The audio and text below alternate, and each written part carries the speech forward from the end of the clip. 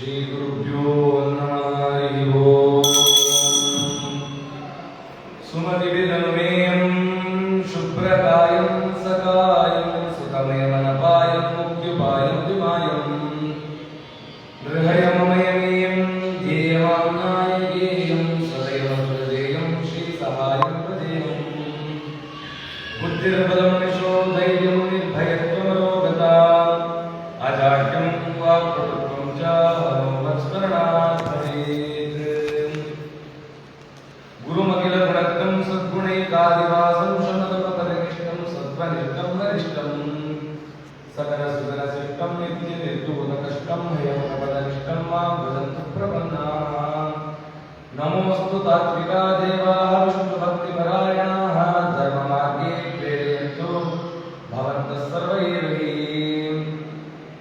चित्रैः पदैश्च गम्भीरैः वाक्यैर्माणैः खण्डितैः गुरुभावं जयन्ति भासश्रीतीर्थवाक् यस्य वा कामधेनुर्नः कामितार्थान् प्रयच्छति सेवितं जय योगीन्द्रं कामधानचिनं सदा अर्थिकल्पितकल्पोऽयं प्रत्यर्थिगजकेसरी व्यासतीर्थगुरुर्भूयादस्मदिष्टार्थसिद्धये दुर्वादिद्वान्तरवये वैष्णवेन्दीवलिन्दवे श्रीराघवेन्द्रगुरवे नमोऽत्यन्तदयालवे।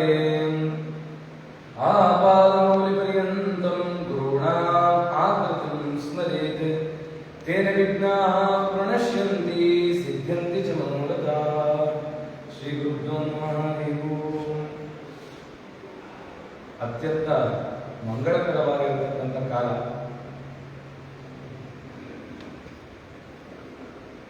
ಯಾವುದು ಅಂತಂದ್ರೆ ಈ ಆಷಾಢ ಮಾಸ ಅಂತ. ಆಷಾಢ ಮಾಸ ಅಂದ್ರೆ ನಮ್ಮಲ್ಲಿ ಏನು ಅಂತಂದ್ರೆ ಯಾವ ಕಾರ್ಯವೂ ಮಾಡೋರಿಲ್ಲ ಅಂತ. ಯಾವ ಕಾರ್ಯ ಮಾಡೋರಿಲ್ಲ ಅಂತಂದ್ರೆ ನಮಗೆ ಬೇಕಾದ ಭೋಗಭಾಗ್ಯಗಳನ್ನು ಮಾಡ್ಕೊಳ್ಳೋಗಿಲ್ಲ, ಆದರೆ ಸಾಧನೆಗೆ ಹೇಳು ಮಾಡಿಸಿದಂತ ಕಾಲ. ಚಾತುರ್ಮಾಸ ಪ್ರಾರಂಭವಾಗುತ್ತದೆ ಈ ಕಾಲದಲ್ಲಿ. ಈ ಆಷಾಢ ಮಾಸಕ್ಕೆ ಏನಪ್ಪ ಒಂದು ವೈಶಿಷ್ಟ್ಯತೆ ಅಂತಂದ್ರೆ ಆಷಾಢ ಮಾಸದಲ್ಲಿ ಸ್ನಾನಕ್ಕೆ ಪ್ರಾಮುಖ್ಯತೆಯನ್ನು ಕೊಟ್ಟಿದ್ದಾರೆ. ಆಷಾಢ ಸ್ನಾನ ಆದ್ರೆ ಆಷಾಢ ಸ್ನಾನ ಜ್ಯೇಷ್ಠ ಹುಣ್ಣಿಮೆಯಿಂದ ಹಿಡಿದು ಆಷಾಢದ ಹುಣ್ಣಿಮೆವರೆಗೂ ಮಾಡಬೇಕು.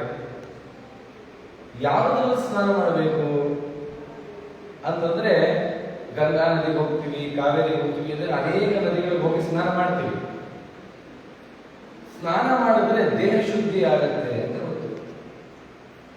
ಪಾಪ ಎಲ್ಲ ಕಳೆಯುತ್ತೆ, ಪಾಪ ಕಳೆಯುತ್ತೆ, ಆದ್ರೆ ಜ್ಞಾನ ವೃದ್ಧಿ ಆಗುತ್ತಾ?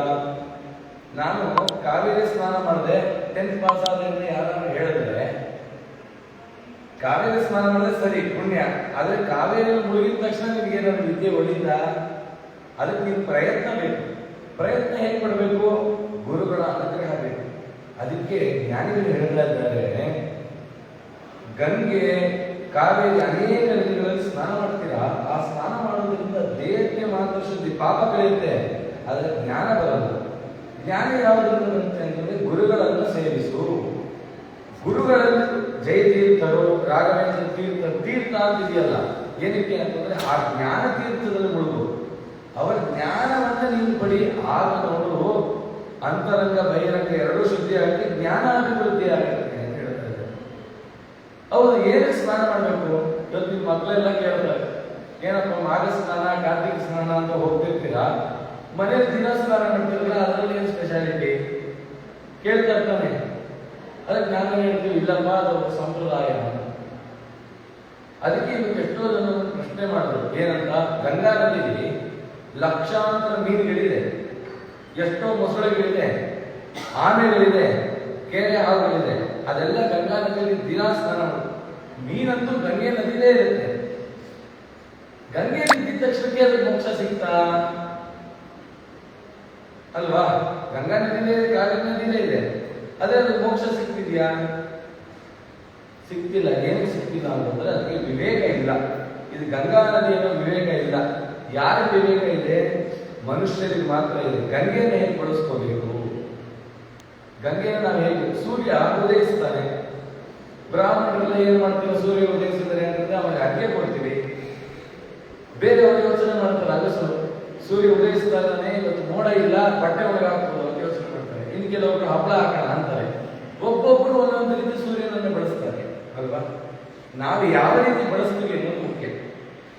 ಹಾಗೆ ಏನಕ್ಕೆ ನಾವು ಸ್ನಾನ ಮಾಡ್ತಾ ಇದೀವಿ ಅಂತಂದ್ರೆ ಜ್ಞಾನ ಬರಲಿ ಅನ್ನೋದಕ್ಕೋಸ್ಕರ. ಈ ದೇಹ ಅನ್ನೋದಿದೆಲ್ಲ ಶುದ್ಧ ಆಗಬೇಕಂತೆ.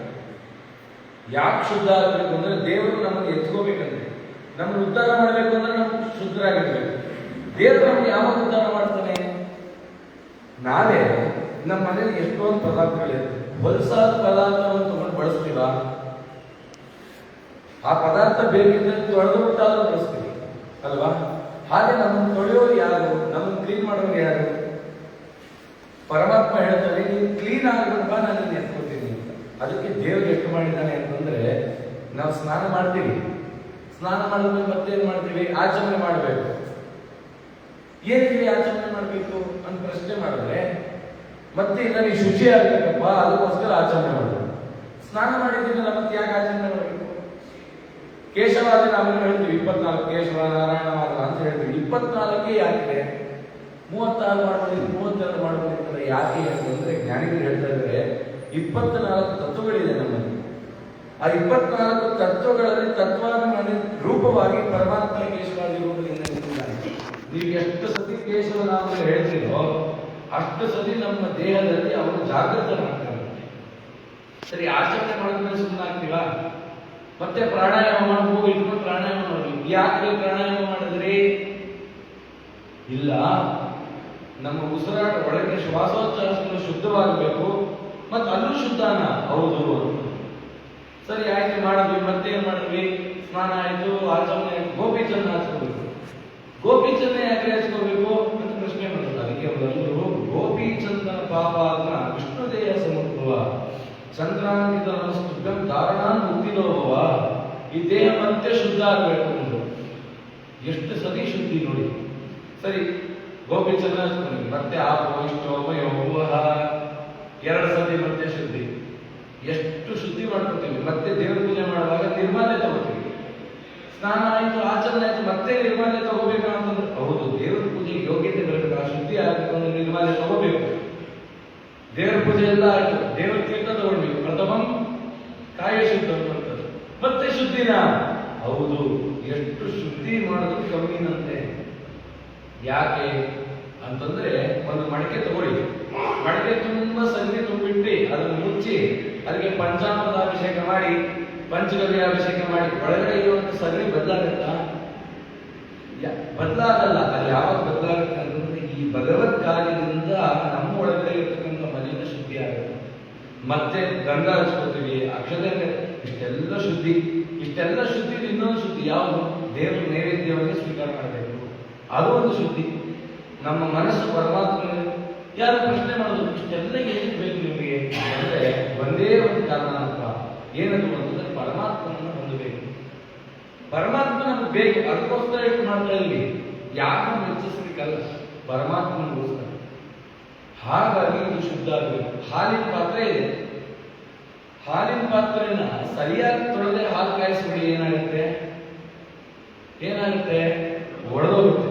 ಇದರಲ್ಲೂ ಹಾಗೆ ಎಷ್ಟೋ ವಿಚಾರಗಳು ಕೇಳಿರ್ತೀವಿ, ಕೇಳದಾಗ ಮತ್ತೆ ಮತ್ತೆ ದೇವಸ್ಮರಣೆ ಮಾಡ್ತಿರೋದು. ಮಾಡದೇ ಇದ್ರೆ ಇನ್ನೊಂದ್ಸರಿ ಕೇಳೋ ವಿಚಾರ ನಮ್ಮಲ್ಲಿ ಒಡೆದೋಗುತ್ತೆ. ಅದಕ್ಕೆ ದಾಸನಂದ್ರು ಮುಸುರೆ ತೊಳೆಯಬೇಕು, ಮುಸುರೆ ತೊಳೆಯಬೇಕು, ಗುಸು ಗುಸು ಬಿಡಬೇಕು, ಈಶ ಪ್ರೇರಣೆ ಎಂಬ ಸಿರುಲನ್ನು ಹಾಕಿ ಮುಸುರೆ ತೊಳೆಯಬೇಕು. ಈ ಮುಸುರೆ ತೊಳೆಯಬೇಕು ಯಾಕೆ ಅಂದ್ರೆ ದೇವರು ನಮ್ಮೊಳಗೆ ಏನೋ ವಿಚಾರ ಇಟ್ಟರೆ ಹಾಳಾಗಬಾರ್ದು. ಈ ಪಾತ್ರೆ ಶುದ್ಧವಾಗಿರ್ಬೇಕು. ಈ ಪಾತ್ರೆ ಹೇಗೆ ಶುದ್ಧವಾಗಿರ್ಬೇಕು? ಏನಾಗಿದೆ ಈ ಪಾತ್ರೆಗೆ ಅಂತಂದ್ರೆ ಅಷ್ಟಮದವೆಂಬ ಸುಟ್ಟ ಈ ಪಾತ್ರೆಯ ವಿಷ್ಣು ನಾಮವೆಂಬ ಕೃಷ್ಣ ನದಿಯಲ್ಲಿ ಮುಸುರೆ ತೊಳೆಯಬೇಕು. ಅಷ್ಟಮದ. ಎಷ್ಟು ಮದ ಅಂತಂದ್ರೆ ದೇವಸ್ಥಾನದ ಹೊರಗಡೆ ಗಜಲಕ್ಷ್ಮಿ ನಿಂತಿರ್ತಾರೆ. ನೀವು ಯಾವುದೇ ದೇವಸ್ಥಾನಕ್ಕೆ ಹೋಗಿ ಯಾವುದೇ ಕ್ಷೇತ್ರಕ್ಕೆ ಹೋಗಿ ಗಜಲಕ್ಷ್ಮಿನೇ ಇರ್ತಾಳೆ. ಆ ಕಡೆ ಈ ಕಡೆ ಒಂದು ಗಜ ಇರುತ್ತೆ, 2 ಗಜ ಇರುತ್ತೆ.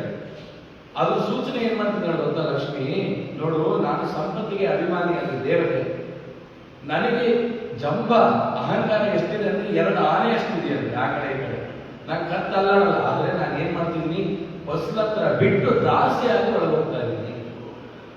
ದೇವರ ಹತ್ರ ಹೋದಾಗ ನಾನು ಪಂಡಿತ, ನಾನು ಜ್ಞಾನಿ, ಪರಮಾತ್ಮ ಎಲ್ಲ ವೇದಕ್ಕೆ ಗಮ್ಯನಾದ ಪರಮಾತ್ಮ ಮುಂದೆ ನಾವು ಒಂದು ಹುಳ ಆಗಲಿಕ್ಕೂ ಸಾಧ್ಯ ಇಲ್ಲ. ಆದ್ರೆ ಏನಾಗಬೇಕು, ನಾವು ಶರಣ ಹೊಂದಬೇಕು. ನಿನ್ನ ದಾಸ ಸ್ವಾಮಿ ನಾನು, ಅದಾಗಬೇಕು. ಅದಕ್ಕೆ ಏನ್ ಮಾಡಬೇಕು, ಮುಸುರೆ ತೊಳೆಯಬೇಕು. ಹೇಗೆ? ವಿಷ್ಣು ನಾಮದಿಂದ. ಕಾಮ ಕ್ರೋಧವೆಂಬ ಬೆಂದೈ ಪಾತ್ರೆಯ, ಕಾಮ ಕ್ರೋಧವೆಂಬ ಬೆಂದೈ ಪಾತ್ರೆಯ, ರಾಮಕೃಷ್ಣರೆಂಬ ಹೇಮಾ ನದಿಯಲ್ಲಿ ಮುಸುರೆ ತೊಳೆಯಬೇಕು, ಮುಸುರೆ ತೊಳೆಯಬೇಕು, ಗುಸು ಗುಸು ಬಿಡಬೇಕು. ಮುಸುರೆ ತೊಳೆಯಬೇಕು, ಗುಸು ಗುಸು ಬಿಡ್ಬೇಕಂತೆ. ಏನದು ಗುಸು ಗುಸು? ಜ್ಞಾನ ಕಾರ್ಯ ಮಾಡ್ತಿರ್ತೀವಿ, ಏನೋ ಮಾತಾಡ್ತೀವಿ, ಗುಸು ಗುಸು ಅಂತ ಮಾತಾಡ್ತೀವಲ್ಲ, ಅದಾ ಅಂತಂದ್ರೆ ಅಲ್ಲ. ಗುಸು ಗುಸು ಅಂದ್ರೆ ನಾನು ನನ್ನದು ಅಂತ. ನಾನು ಮಾಡಿದ್ದು ನಾನು ಮಾಡಿದ್ದು, ನನ್ನವರು ಮಾಡಿದ್ದು ನನ್ನಿಂದನೇ ಆಗಿತ್ತು ಅನ್ನೋದಿದೆಯಲ್ಲ. ಈ ಕಾಮ ಕ್ರೋಧದಿಂದ ಬೆಂದೋಗುವಿಗೆ ಅಂತ. ಎಷ್ಟರ ಮಟ್ಟಿಗೆ ಬೆಂದಿದೆ ಅಂತಂದ್ರೆ ನಿಮ್ಗೆಲ್ಲ ಅನುಭವ ಇರುತ್ತೆ. ಕೆಲವರು ಹಳೇ ಕಾಲಕ್ಕಾದ್ರೆ ಅದನ್ನ ನೆಲಕ್ಕಿಟ್ಟರೆ ಸಾಕು, ಡೆಂಟ್ ಆಗ್ಬೇಕು, 10 ಡೆಂಟ್ ಆಗ್ಬೇಕು, ಎಲ್ಲ ಟೊಳ್ಳಾಗ್ಬೇಕು, ಅಷ್ಟು ಬೆಂದೋಗ್ಬಿಟ್ಟಿದೆ. ಈ ರಾಮಕೃಷ್ಣನೆಂಬ ಮಂತ್ರದಿಂದ ಈ ಪಾತ್ರೆ ಶುದ್ಧವಾದ ಸ್ವಾಮಿ ನಮ್ಮನ್ನ ಈ ಪಾತ್ರೆಯಲ್ಲಿ ಅಮೃತವನ್ನು ತುಂಬಿ ನಮ್ಮನ್ನು ಉದ್ಧಾರ ಮಾಡ್ತಾನೆ. ಅದು ಯಾವ ಅಮೃತ ತುಂಬಬೇಕು? ನೀವೆಲ್ಲ ಭಾಗವತ ಕೇಳಿರ್ತೀರಿ. ಭಾಗವತದಲ್ಲಿ ಹಿಂದಿನ ಕಾಲಗಳಲ್ಲಿ, ಹಿಂದಿನ ಯುಗಗಳಲ್ಲಿ ನಡೆದಂತ ಭಾಗವತೋತ್ತಮರ ಕಥೆ ಕೇಳಿದ್ರೆ, ಈಗ ನಾವು ಕೇಳ್ತಿರೋದು ಕಲಿಯುಗದಲ್ಲಿ, ಇದೇ ಯುಗದಲ್ಲಿ ಬಂದಂತ ದೊಡ್ಡ ಭಾಗವತೋತ್ತಮರು. ಕಲಿಯುಗದ ಭಾಗವತ ಅಂತ ಏನಾದ್ರು ಮುಂದಿನ ಯುಗದವರು ಮಾಡಿದ್ರೆ ಟೀಕಾರಾಯರು, ರಾಯರೆಲ್ಲ ಜೀವಿಸುತ್ತೆ, ಎಷ್ಟು ಹೇಳಿದ್ರು ಮುಗಿಯದೇ ಇಲ್ಲ.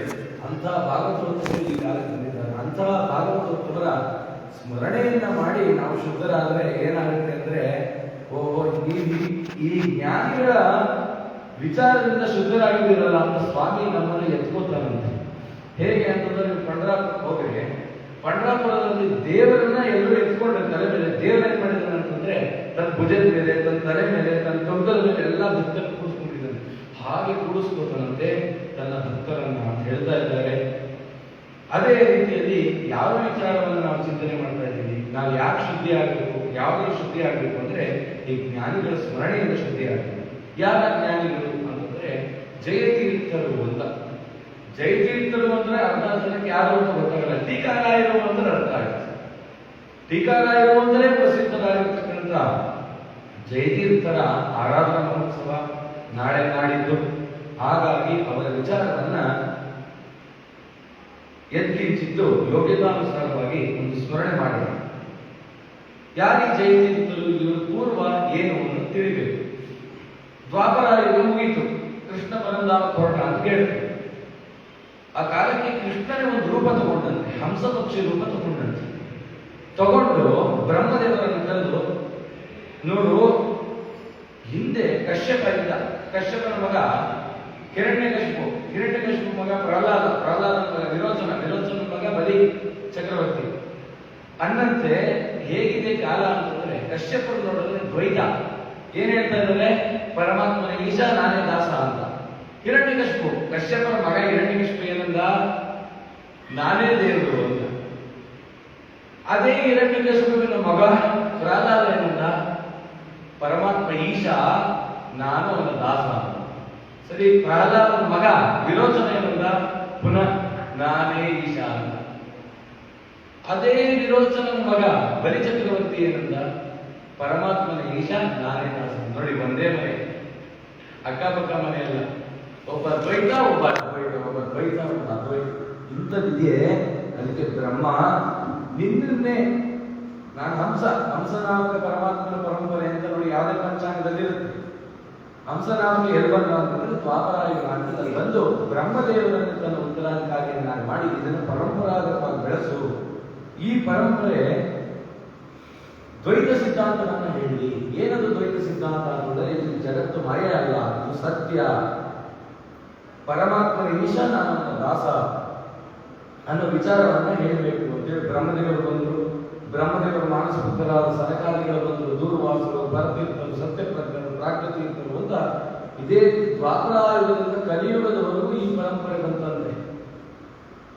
ಈ ಪರಂಪರೆ ಬಂತು. ಮಧ್ವಾಚಾರ ಬರಕ್ಕಿಂತ ಮುಂಚೆ ಹೇಗಿತ್ತು?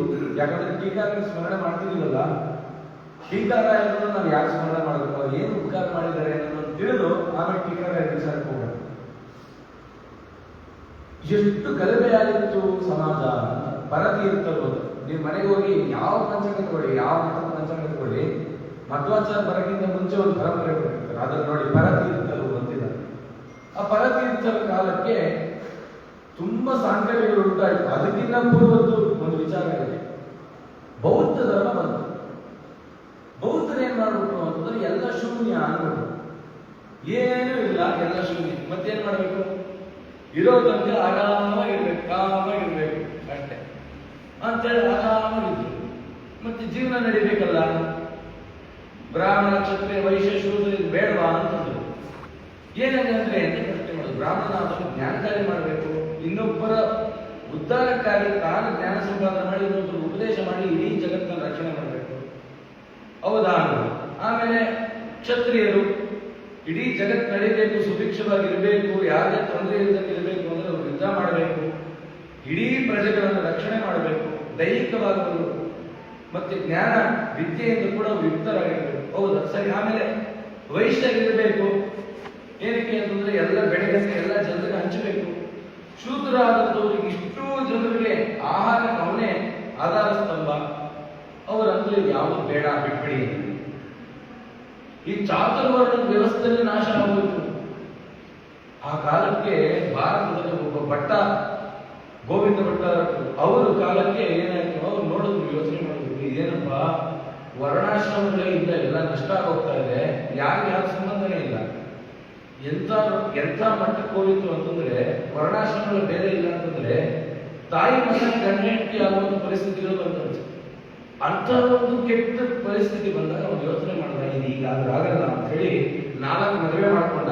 ತನ್ನ ಸುಖಕ್ಕಾಗಿ ಅಲ್ಲ, ಲೋಕವನ್ನು ಉದ್ಧಾರ ಮಾಡಿದ್ರು.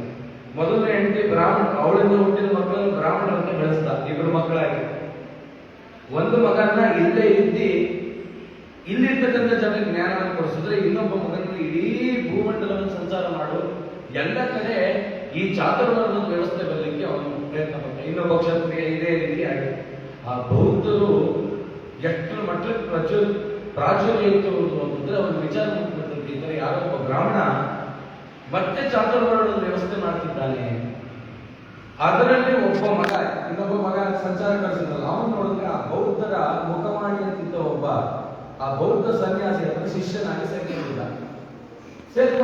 ಆ ಬೌದ್ಧರ ಹತ್ರ ಅವನು ಬೈತಾ ಇದ್ದಾನಂತೆ, ನಮ್ಮ ಸನಾತನ ಧರ್ಮವನ್ನ, ವೇದ ಸಂಸ್ಕೃತಿಯನ್ನ ನಿಂದನೆ ಮಾಡ್ತಿದ್ದಾನಂತೆ. ಅವನು ಗುರುಗಳ ಕಾಲು ಹೊತ್ತ ಕೂತಿದ್ದ. ಅವನಿಗೆ ಅನಿಸ್ತು, ನಮ್ಮ ವೇದವನ್ನ, ನಮ್ಮ ಶಾಸ್ತ್ರವನ್ನ ಇವರು ಇಷ್ಟು ತಿರಸ್ಕಾರ ಮಾಡ್ತಿದ್ದಾನಲ್ಲ ಅಂತ ಹೇಳಿ ಕಣ್ಣಲ್ಲಿ ನೀರು ಬಂದು ಆ ಗುರುಗಳ ಪಾದಕ್ಕೆ ಬಿಡ್ತಾರೆ. ಅವಾಗ ಆ ಗುರುಗಳು ಗೊತ್ತಾಯ್ತಂತೆ, ಇವನು ಅವನ ಮಗನೇ, ಇವನ ಬ್ರಾಹ್ಮಣ. ಹೇಗೆ ಗೊತ್ತಾಯ್ತು? ಒಂದು ಕಣ್ಣೀರು ಬಿದ್ದ ತಕ್ಷಣ ಗೊತ್ತಾಗ್ಬಿಡುತ್ತಾ ಅಂದ್ರೆ ಅದರಲ್ಲಿ ಒಂದು ಸ್ವಾರಸ್ಯ ಇದೆ. ನಮಗೆ 2 ರೀತಿ ಕಣ್ಣೀರು ಬರುತ್ತಂತೆ. ಮುಂದಿನ ಸಲ ಕಣ್ಣೀರು ಬಂದಾಗ ಟೆಸ್ಟ್ ಮಾಡಿ, ಏನದು ಅಂತಂದ್ರೆ ಸಂತೋಷದಿಂದ ಕಣ್ಣೀರು ಬಂದ್ರೆ ತಣ್ಣೀರು ಇರ್ತದೆ, ದುಃಖದಿಂದ ಬಂದಾಗ ಬಿಸಿ ಇರುತ್ತೆ.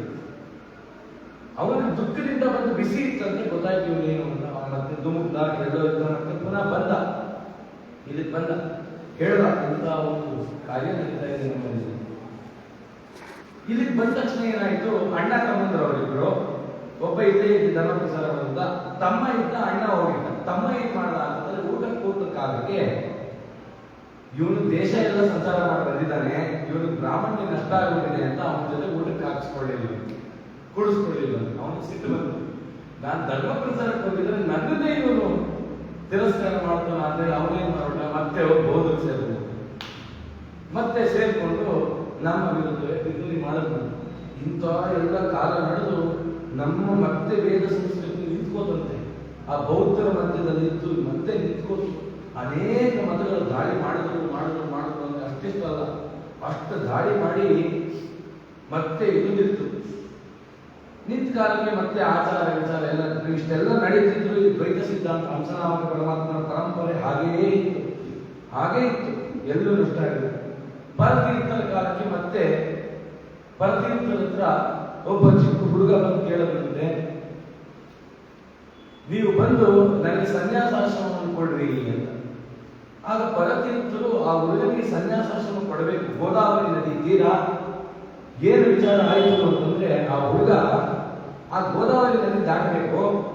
7 ವರ್ಷದ ಹುಡುಗ ಆ ತೆಪ್ಪಕ್ಕೆ ತನ್ನ ಜನ್ಮದ ಸಿಕ್ಕಾಕೊಂಡ್ರೆ ಅವನೇನಂತೆ, ಈ ಜನ್ಮದ ನನಗೆ ಪ್ರಯೋಜನ ಕಿತ್ತಿ ಆ ನದಿಗೆ ಎಷ್ಟು ಬಂದಿದ್ದಂತೆ ಪರತೀರ್ಥರ ಮುಂದೆ. ಪರತೀರ್ಥರು ಒಬ್ಬ ಉಪನಯನ ಆಗಿರುವಂತ ಒಟ್ಟು ಯಜ್ಞೋಪವೀತವಿಲ್ಲದೆ ಬಂದಿದ್ದಾನೆ ಅಂತಂದ್ರೆ ಸ್ಮಶಾನದಲ್ಲಿ ಹೆಣ ನೋಡಿದಷ್ಟು ಪಾಪ ಅಂತ ಹೇಳಿ ಸ್ನಾನ ಮಾಡ್ಕೊಂಡ್ರು. ಆ ಪರತೀರ್ಥರ ಶಿಷ್ಯರು ಸತ್ಯಪ್ರಜ್ಞರು ಅಂತ ಅವ್ರ ಹತ್ರ ಬಂದು ಕೇಳ್ತಾರೆ, ಈ ತರ ನನ್ನ ಸನ್ಯಾಸಾಶ್ರಮಕ್ಕೆ ಕೊಡಲ್ಲ ಅಂತ ಕಳಿಸ್ಬಿಟ್ರು. ಅವನು ಯೋಚನೆ ಮಾಡ, ಹೇಗಾದ್ರೂ ಮಾಡಿ ಇವ್ರು ನನಗೆ ಸನ್ಯಾಸ ಕೊಡ್ಲಿಲ್ಲ ತಾನೆ, ಇದನ್ನ ನಾಶ ಮಾಡಬೇಕು. ಏನ್ ನಾಶ ಮಾಡಬೇಕು ಅಂತಂದ್ರೆ, ದೇವಲೋಕದಲ್ಲಿ ಎಲ್ಲ ಸುಭಿಕ್ಷವಾಗಿತ್ತು, ದೈತ್ಯರದು ಒಂದು ಲೋಕ ಇದೆ. ದೈತ್ಯರೆಲ್ಲ ಕುತ್ಕೊಂಡು ಒಂದು ಸಭೆ ಮಾಡೋದು. ಏನದು ಅಂತಂದ್ರೆ, ಹಿಂದೆ ಕೃತಯುಗದಲ್ಲಿ ಹಿರಣ್ಯಕಶಿಪು ಆಗಿ ಬಂದು ನಾನೇ ದೇವರು ಅಂತ ಎಲ್ಲರನ್ನು ಹೇಳಿ ಇಡೀ ಜಗತ್ತನ್ನು ನಾನು ವಶ ಮಾಡ್ಕೊಂಡಿದ್ದೆ. ಮತ್ತೆ ರಾವಣ ಮಾಡಿದ ಅದೇ ಕೆಲಸ, ಯಾರ ದೇವರು ಇಲ್ಲ ಏನಿಲ್ಲ, ನಾನೇ ರಾಜ, ನಾನೇ ಸರ್ವೋತ್ತಮ ಅಲ್ಲ. ಅದಕ್ಕೆ ಅದೆಲ್ಲ ಏನಾಯ್ತು, ದುರ್ಯೋಧನ ಏನಂದ, ಅವನ ಅಹಂಕಾರ ನಾನೇ ಸರ್ವೋತ್ತಮ. ಕಂಸನೂ ಅದೇ ಹೇಳಿ ನಾನೇ ಸರ್ವೋತ್ತಮ ಅಂತ. ಕಲಿಯುಗದಲ್ಲಿ ನಾನೇ ಸರ್ವೋತ್ತಮ ಅನ್ಬೇಕು. ಆದ್ರೆ ಕಲಿಯುಗದ ಒಂದು ಧರ್ಮ ಇದೆ. ಈ ಹಿಂದಿನ ಯುಗಗಳಲ್ಲಿ ಶಸ್ತ್ರ ಇಟ್ಕೊಂಡು ಯುದ್ಧ ಮಾಡ್ತಿದ್ವಿ, ಆದ್ರೆ ಕಲಿಯುಗದಲ್ಲಿ ಶಸ್ತ್ರವನ್ನು ಹಿಡಿಯೋದಿಲ್ಲ. ಮತ್ತೇನು ಹಿಡಿಬೇಕು, ಶಾಸ್ತ್ರವನ್ನು ಹಿಡಿದು ಯುದ್ಧ ಮಾಡಬೇಕು. ಒಂದು ಕೆಲಸ ಮಾಡೋಣ, ಈ ಶಾಸ್ತ್ರವನ್ನೇ ಹಾಳು ಮಾಡೋಣ ಅಂತ. ಈ ಶಾಸ್ತ್ರವನ್ನು ಹಾಳು ಮಾಡಲಿಕ್ಕೆ ಎಷ್ಟು ಜನ ಹುಟ್ಟಿದ್ರು ಅಂತಂದ್ರೆ ಅಷ್ಟಿಷ್ಟು ಅಲ್ಲ. ನಾವು ಹೇಳ್ತೀವಿ ಮಧ್ವಾಚಾರ್ಯ 21 ಮತಾಚಾರ್ಯರಿಗೆ ಗೆದ್ದು ನಿಂತಂತವರು. ಆ 21 ಮತಾಚಾರ್ಯ ಮಾತ್ರ ಅಲ್ಲ, ಅಲ್ಲಿ ಎಷ್ಟೋ ಜನ ಇದ್ದಾರೆ, 21 ಜನ ಗುರುತಿಸಿದ್ವಿ, ಇಷ್ಟು ಬಂದಿದ್ದಾರೆ ಭಾಷೆ. ಆ ರೀತಿಯಲ್ಲಿ ಅಂತಹ ಒಂದು ಸಂಕಲಿ. ಆ ಕಾಲಕ್ಕೆ ಆ ಹುಡುಗ ಇದ್ನಲ್ಲ, ಅವನು ತನ್ನ ಮನೆಗೆ ಹೋದ. ಅವ್ರ ಅಮ್ಮ ಅಂತಂದ್ರೆ, ಮನೆ ಹಿಂಗೆ ಬದನೆಕಾಯಿ ಬಿಟ್ಟಿದೆಯಪ್ಪ, ಹುಳಿ ಮಾಡೋಣ ಕಿತ್ಕೊಂಬ, ಒಂದು 8 ಬದನೆಕಾಯಿ. ಆ ಹುಡುಗ ಏನ್ ಮಾಡೋದಂತೆ, ಹಿಂದಕ್ಕೆ ಹೋದಂತೆ ಬದನೆಕಾಯಿ ಕಿತ್ತದಂತೆ. ಹೇಗಿದ್ದ, ಒಂದು ಒಂದು ಒಂದು ಒಂದು ಕಿತ್ತದಂತೆ. ಬೀದಿಲಿ ಹೋಗೋರು ಯಾರು ನೋಡೋದು, ಇದ್ಯಾಕೆ ಒಂದು ಒಂದು ಒಂದು ಕಿತ್ತಾ ಇದೆಯಪ್ಪ ಅಂದ್ರೆ, ಅವನ ಅನ್ನಂತೆ 2 ಒಂದು ವಿಧವೇ ಇಲ್ಲ, ಹಾಗಾಗಿ ಒಂದೇ ಕಿತ್ತಾ ಇದ್ದಾನೆ. ಅಷ್ಟರ ಮಟ್ಟಿಗೆ ಸಿದ್ಧಾಂತ ಪ್ರತಿಷ್ಠೆ. ಅದೇ ಆಯ್ತು. ಮತ್ತೆ ಒಬ್ಬರ ಹತ್ರ ಆ ಸನ್ಯಾಸತ್ವವನ್ನು ತಗೊಂಡು ಇಡೀ ಭಾರತವನ್ನ ಅವರ ಆಡಳಿತದಲ್ಲಿ ಇಟ್ಕೊಂಡು, ಅವ್ರಿಗೂ ಅನೇಕ ಕಷ್ಟಗಳು ಬಂತು, ಇಟ್ಕೊಂಡು ಎಲ್ಲ ಪರಂಪರೆಯನ್ನು ನಷ್ಟ ಆಯ್ತು. ಅಂದ್ರೆ ಎಲ್ಲ ಪರಂಪರೆಯನ್ನು ನಾನು ಸೋಲಿಸಿದ್ದೀನಿ. ಈ ಹಂಸನಾಮಕ ಪರಮಾತ್ಮನ ಪರಂಪರೆ ಏನಿದೆ, ದ್ವೈತ ಸಿದ್ಧಾಂತ, ಇದು ನಂದನ್ನು ಸೋಲಿಸ್ಲಿಕ್ಕಾಗಲಿಲ್ಲ. ಇವರು ಎಲ್ಲಿದ್ದಾರೆ ಅಂತಂದ್ರೆ ರಜತಪೀಠಪುರ ಅಂದ್ರೆ ಉಡುಪಿಯಲ್ಲಿದ್ದಾರೆ. ಅವರೊಬ್ಬರನ್ನು ಮಾತ್ರ ಮುಟ್ಲಿಕ್ಕಾಗಲಿಲ್ಲ. ಹೇಗಾದ್ರೂ ಮಾಡಿ ಇವರನ್ನ ಬದಲಾಯಿಸಿ ಅಂತ ತಮ್ಮ ಶಿಷ್ಯರಿಗೆ ಹೇಳಿದ್ರು. ಅಷ್ಟೊಂದು ಗತಿಸ್ಬಿಟ್ರು ಅವರು. ಅವ್ರ ಶಿಷ್ಯರು ಏನ್ ಮಾಡ್ತಾರೆ ಅಂತಂದ್ರೆ, ಸತ್ಯಪ್ರಜ್ಞರು ಅವರು ಕೂಡ ಮಧ್ವಾಚಾರ್ಯರ ಬದರಿಕಾಶ್ರಮದಲ್ಲಿ ಅವರು ಅಗ್ರಸರಾಗಿದ್ದಾರೆ. ಪರತೀರ್ಥರು ಮಧ್ವಾಚಾರ್ಯ ಪದ್ಮನಾಭ ತೀರ್ಥಕ್ಕಿಂತ ಪೂರ್ವದಲ್ಲಿ ಯಾವ ಯತಿವರೆಗೂ ಬೃಂದಾವನ ಇಲ್ಲ. ಅವರೆಲ್ಲ ಅದೃಶ್ಯರಾಗಿ ಬದರಿಕಾಶ್ರಮವನ್ನು ಪ್ರವೇಶ ಮಾಡಿದ್ದಾರೆ. ಪರತೀರ್ಥರು ಕೂಡ ಪ್ರವೇಶ ಮಾಡಿದ್ರು. ಸತ್ಯಪ್ರಜ್ಞರಿದ್ರು. ಸತ್ಯಪ್ರಜ್ಞರಿಗೆ ಪರತೀರ್ಥರನ್ನು ಮಾತು ಹೇಳಿದ್ದಾರೆ, ಈ ತರದ ಏನಾದ್ರು ಪರಿಸ್ಥಿತಿ ಬಂದ್ರೆ ಎದುರ್ಕೋಬೇಡಿ, ಗುಪ್ತವಾಗಿ ದ್ವೈತ ಸಿದ್ಧಾಂತವನ್ನು ಹರಡಬೇಕು, ನೀವು ಗುಪ್ತವಾಗಿ ಹರಡಬೇಕು. ಸರಿ, ಸತ್ಯಪ್ರಜ್ಞರು ಅದಕ್ಕೆ ಒಪ್ಕೊಂಡ್ರು. ಸತ್ಯಪ್ರಜ್ಞರು ಇನ್ನೊಬ್ಬರಿಗೆ ಆಶ್ರಮ ಕೊಟ್ಟರು, ಪ್ರಾಜ್ಞಾ ತೀರ್ಥರು ಅಂತ. ಸತ್ಯಪ್ರಜ್ಞರು ಪ್ರಾಜ್ಞಾ ತೀರ್ಥರು ಅನುಷ್ಠಾನ ಮಾಡ್ಕೊಂಡಿದ್ರೆ, ಆ ಯಾರು ಇನ್ನೊಬ್ಬ ಇದ್ದ ಅವರ ಶಿಷ್ಯರು ಬಂದು ಅವರನ್ನ ಕೈಕಾಲು ಕಟ್ಟಾಕಿ ಪುರಿ ಜಗನ್ನಾಥ ಕರ್ಕೊಂಡು ಹೋದರು. ಪುರುಷೋತ್ತಮ ಕ್ಷೇತ್ರ ಅಲ್ಲಿ ಕರ್ಕೊಂಡು ಹೋಗಿ ಇವ್ರಂದ್ರೆ ಏನು ದಂಡ ಇತ್ತು, ಆ ದಂಡಗಳನ್ನ ಮುರಿದು ಸಮುದ್ರಕ್ಕೆ ಎಸ್ದು, ನಾವು ಹೇಳೋದಕ್ಕೆ ಕೇಳಿಲ್ಲ ಅಂತಂದ್ರೆ ನಿಮ್ಮನ್ನು ಸಾಯಿಸ್ಬಿಡ್ತೀವಿ ಎಂದು ಹೆದರ್ಸಿದ್ರು. ಆಗ ತುಂಬಾ ಬೇಸರ ಆಗಿ 1 ತಿಂಗಳು ಅನ್ನ ಆಹಾರ ಸೇವನೆ ಮಾಡಲಿಲ್ಲ. 1 ದಿನ ಸ್ವಪ್ನದಲ್ಲಿ ಪರತೀರ್ಥರು ಬಂದು ಹೇಳೋದಂತೆ, ನೋಡಿ, ಪ್ರಾಣವನ್ನು ಉಳಿಸ್ಕೊಳ್ಳೋದು ತುಂಬಾ ಮುಖ್ಯ. ಪ್ರಾಣ ಇದ್ರೆ ಏನಾದ್ರು ಸಾಧನೆ ಮಾಡಬಹುದು, ಪ್ರಾಣವೇ ಇಲ್ಲ ಅಂದ್ರೆ ಏನ್ ಸಾಧನೆ ಮಾಡ್ತೀರಾ? ಅದಕ್ಕೆ ಒಂದು ದೃಷ್ಟಾಂತ ಇದೆ ಮಹಾಭಾರತ. ಒಬ್ಬ ಬ್ರಾಹ್ಮಣ, ಇದು ಆಪದ್ಧರ್ಮ ಅಂತ, ಯಾವಾಗ ಹೇಗಿರಬೇಕು ಅಂತ. ಒಬ್ಬ ಬ್ರಾಹ್ಮಣ ಕಾಡಿನಲ್ಲಿ 4-5 ದಿನ ಆಯಿತು, ತಿನ್ಲಿಕ್ಕೆ ಏನೂ ಇಲ್ಲ, ಒಂದು ತೊಟ್ಟು ನೀರಿಲ್ಲ, ತುಂಬಾ ಕೃಷಿ ಆಯ್ತಂತ, ವಿಪರೀತ ಬಿಸಿಲು ಅಂದ್ರೆ ಬಿಸಿಲು, ಒಂದು ತೊಟ್ಟು ನೀರು ಬೀಳಿಲ್ಲ ಅವನ ನಾಲಿಗೆಗೆ ಅಂತಂದ್ರೆ ಅವ್ನು ಸತ್ಯ ಹೋಗ್ತಾನೆ ಅಂತ ಸ್ಥಿತಿ ಬಂದಿತ್ತು. ಆ ಕಾಲಕ್ಕೆ ಎದುರುಗಡೆ ಒಬ್ಬ ಚಮ್ಮಾರ ಬಂದಂತೆ, ಚಪ್ಪಲಿ ಮಾಡ್ತಾರಲ್ಲ ಚಮ್ಮಾರ, ಅವನೇನ್ ಮಾಡಿದ್ದಾನೆ ಅಂತಂದ್ರೆ ತನ್ನ ಹತ್ರ 2 ಬ್ಯಾಗ್ ಹಾಕೊಂಡಿದ್ದೆ, 2 ಚೀಲ, ಆ ಚೀಲ ತುಂಬ ನೀರು, ಆ ನೀರಿನೊಳಗಡೆ ಚರ್ಮಗಳನ್ನ ಅದ್ದಿಟ್ಟಿದ್ದಂತೆ, ಯಾಕೆಂದ್ರೆ ಹದ ಆಗ್ಬೇಕು. ಈ ಬ್ರಾಹ್ಮಣ ಕೂತಿದ್ದ, ಆಹಾಕಾರ ಪಡ್ತಿದ್ದ, ಚಮ್ಮಾರ ಬಂದ, ಏನ್ ಸ್ವಾಮಿ ಏನಾಯ್ತು, ನನಗೆ ನೀರಿಲ್ಲ ಅಂದ್ರೆ ಸತ್ತು ಹೋಗ್ತೀನಿ ಸ್ವಾಮಿ, ನನ್ನ ಚಮ್ಮಾರ ಚರ್ಮ ನೆನೆಸಿರುವಂತ ನೀರಿದೆ ಕೊಡ್ಲ ಅಂತ, ಹಾಕು ಬಾಯಿಗೆ, ಬಾಯಿಗೆಲ್ಲ ಹಾಕ್ಸ್ಕೊಂಡ ಬ್ರಾಹ್ಮಣ, ಜೀವ ಬದುಕ್ತು. ಆ ಚಮ್ಮಾರನಿಗೆ ಖುಷಿನೋ ಖುಷಿ, ಒಬ್ಬ ಬ್ರಾಹ್ಮಣ ನಾನು ನೀರು ಕುಡಿದಿದ್ದಾನೆ, ಹಣ್ಣನ್ನು ಕೊಡ್ಲಾ ಅನ್ನಂತೆ. ಆ ಬ್ರಾಹ್ಮಣ ಬೇಡ ಅಂತ.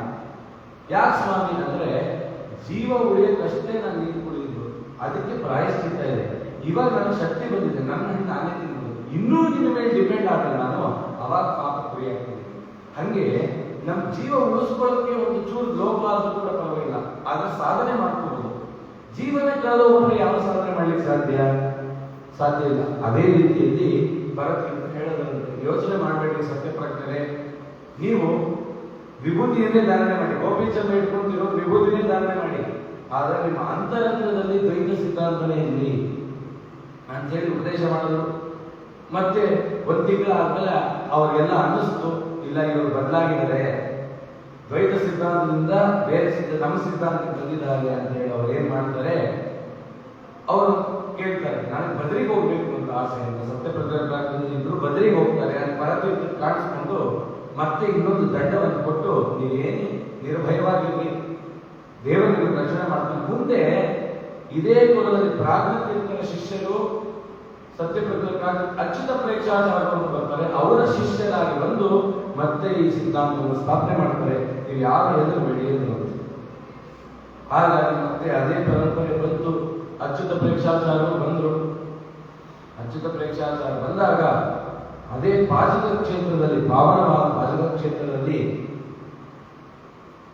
ಪರಮಾತ್ಮ ಆಜ್ಞೆ ಮಾಡ್ತಾನೆ, ನೋಡು ಹಿಂದೆ ನಾನು ರಾಮನಾಗಿ ಬಂದಾಗ ನನ್ನ ಸೇವೆ ಮಾಡಲಿಕ್ಕೆ ಅಂತ ನೀನು ರಾಮನಾಗಿ ಬಂದೆ, ನಾನು ಕೃಷ್ಣನಾಗಿ ಬಂದಾಗ ನೀನೇ ಭೀಮನಾಗಿ ಬಂದೆ, ಕಲಿಯುಗದಲ್ಲಿ ನಾನು ಅವತಾರ ಮಾಡಲ್ಲ, ಆದ್ರೆ ನೀನು ಅವತಾರ ಮಾಡಿ ಮತ್ತೆ ಸರ್ವೋತ್ತಮತ್ವ ಜೀವೋತ್ತಮತ್ವ ಪಂಚಮೇದ ತಾರತಮ್ಯ ಜಗತ್ಸತ್ಯ ಈ ಸಿದ್ಧಾಂತವನ್ನು ಸ್ಥಾಪನೆ ಮಾಡಬೇಕು ಅಂತ ಹೇಳಿದಾಗ, ಕಲ್ಮಶವಾಗಿರ್ತಕ್ಕಂಥ ವೇದ ಶಾಸ್ತ್ರಗಳನ್ನು ಮತ್ತೆ ಸರಿ ಮಾಡಲಿಕ್ಕೆ ಅಂತ ಅವತಾರ ಮಾಡುವಂಥ ಮಹಾಪುರುಷರೇ ವಾಯುದೇವರ ಅವತಾರ ಭೂತರಾದ ಶ್ರೀ ಮಧ್ವಾಚಾರ್ಯ. ಮಧ್ವಾಚಾರ್ಯರ ಅವತಾರ ಆಯಿತು, ವಾಸುದೇವರ ಅವತಾರ ಆಯಿತು. ಆ ವಾಯುದೇವರಿಗೇನೆ ಸನ್ಯಾಸಾಶ್ರಮವನ್ನು ಪಡೆದಕ್ಕಂಥ ಯೋಗ್ಯತೆ ಅಚ್ಯುತ ಪ್ರೇಕ್ಷಾಚಾರ್ಯಕ್ಕೆ ಬಂತ ಸಾಧ್ಯನಾ ಅಂತಂದ್ರೆ ಅವ್ರು ಹೇಳ್ತಾರೆ, ಅದೇ ಅಚ್ಯುತ ಪ್ರೇಕ್ಷಾಚಾರ್ಯರ ಹಿಂದೆ ದ್ವಾಪರಾಯುಗದಲ್ಲಿ ದ್ರೌಪದಿ ದೇವಿ ಪ್ರತಿದಿನ ಅಕ್ಷಯ ಪಾತ್ರೆಯನ್ನು ತೆಗೆದಿದ್ದಲ್ಲ ಪರಮಾತ್ಮನ ನೈವೇದ್ಯವನ್ನ, ಅದು ಅವಳ ಕಾಡಿನಲ್ಲಿ ಅಕ್ಷಯ ಪಾತ್ರೆಯಿಂದ ಲಕ್ಷಾಂತರ ಜನ ಊಟ ಮಾಡ್ತಿದ್ದಾರಂತೆ. ಊಟ ಮಾಡ್ಲಿಕ್ಕೆ ಎಲೆ ಬರುತ್ತೆ, ಊಟ ಮಾಡ್ಬೇಕು ಎಲೆನೂ ಬೇಕು, ಲೋಟನೂ ಬೇಕು. ಯಾವ ಎಲೆ ಅಂತಂದ್ರೆ ಬಂಗಾರದ ಎಲೆನಂತೆ, ಬಂಗಾರದ ಎಲೆಗೆ ಬರ್ತಿತ್ತಂತೆ. ಅದರಲ್ಲಿ ಭಾರತೀ ದೇವಿ ಅಂದ್ರೆ ದ್ರೌಪದಿ ದೇವಿಗೆ ಒಂದು ದಿನ ಊಟ ಮಾಡಿದ ಪುಣ್ಯಕ್ಕೆ ಅವರ ಅಚ್ಯುತ ಪ್ರೇಕ್ಷಾಚಾರ್ಯ ಹುಟ್ಟಿ ವಾಯುದೇವರು ಮಧ್ವಾಚಾರ್ಯ ಆಶ್ರಮಗಳು ಯೋಗ್ಯತೆ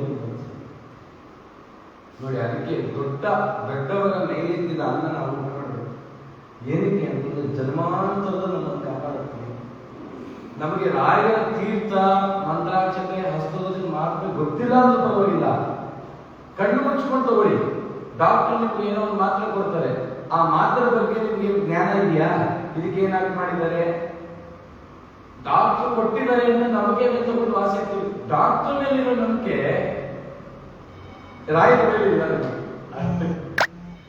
ರಾಯರ ಪಾದೋದಕ ಇದೆ, ಆ ಮಾತ್ರೆ ಬೇಕಾದ್ರೆ ಸೈಡ್ ಎಫೆಕ್ಟ್ ಆಗ್ಬೋದು, ರಾಯರ ಪಾದೋದಕ ಸೈಡ್ ಎಫೆಕ್ಟ್ ಇಲ್ಲ. ಅದು ಜನ್ಮಕ್ಕೆ ನಾವು ಉದ್ಧಾರ ಮಾಡುತ್ತೆ. ಅದಕ್ಕೆ ತಗೋಬೇಕು. ಇದನ್ನ ಹೇಳ್ತಾ ಇದ್ದಾರೆ ಮಧ್ವಾಚಾರ್ಯ ಕೊಟ್ಟರು. ಮಧ್ವಾಚಾರ್ಯ ಅಂದ್ರು, ಗುರುಗಳೇ ನೀವು ಹೇಳ್ತಿದ್ದೀರಲ್ಲ ಸಿದ್ಧಾಂತ ಏನದು ಅಂತಂದ್ರೆ, ನಾನು ದೇವರು ಒಂದೇ. ಹೇಗೆ ನಾನು ದೇವರು ಒಂದೇ? ಅದಕ್ಕೆ ಅವ್ರು ಹೇಳ್ತಾರೆ, ಬ್ರಹ್ಮದೇವರಿಗೆ ಅಜ್ಞಾನವನ್ನು, ಬ್ರಹ್ಮದೇವರಿಗೆ ಅಜ್ಞಾನ, ಮನುಷ್ಯರಿಗಲ್ಲ, ಬ್ರಹ್ಮದೇವರಿಗೆ ಅಜ್ಞಾನವಲ್ಲ. ಬ್ರಹ್ಮದೇವರು ತುಂಡು ತುಂಡಾಗಿ ಜೀವರಾಶಿಗಳಾದರು, ಸಾವಿರ ಕೋಟ್ಯಾಂತರ ಜೀವರಾಶಿಗಳಾದರು. ಯಾವಾಗ ಈ ಎಲ್ಲ ಜೀವರಾಶಿಗಳಿಗೂ ನಾನೇ ಬ್ರಹ್ಮ ಅಂತ ಜ್ಞಾನ ಬರುತ್ತೋ ಅವ ಮತ್ತೆ ಬ್ರಹ್ಮನಾಗ್ತಾನೆ. ಇದೇ ಸಾಧ್ಯ? ನಾವೇ ಹೇಳ್ತೀವಿ ಪರಮಾತ್ಮ ಈಶ, ಅವನು ಇಡೀ ಜಗತ್ತನ್ನ ಸೃಷ್ಟಿ ಮಾಡ್ತಾನೆ, ನಮ್ಮನೆ ನಾವು ಕಟ್ಕೊಳಕ್ಕಾಗಲ್ಲ. ಕರೆಕ್ಟಾ?